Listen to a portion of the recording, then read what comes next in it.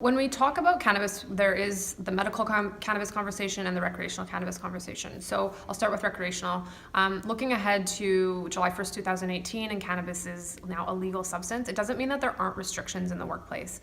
And so for safety-sensitive employees who are subject to drug testing protocols, they have a decision to make whether or not they are going to use cannabis, recreational cannabis or not, because if they fail a drug test and their policy is written in a way where there are consequences to failing that drug test, then they're still going to be subject to the disciplinary protocols of that.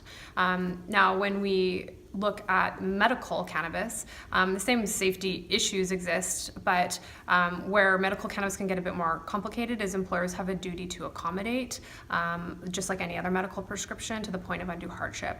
And so what that means is that employers have to then do this extra level of due diligence, and they have to assess if they can accommodate the person, and now they're requesting medical information and fitness for work information, and ultimately they're trying to decide, based on how this employee is dosing, which may not be physically at work, it may be outside of work hours, are they still safe to do their work? And as we've talked about already, that lack of definition of impairment by cannabis, makes that challenging.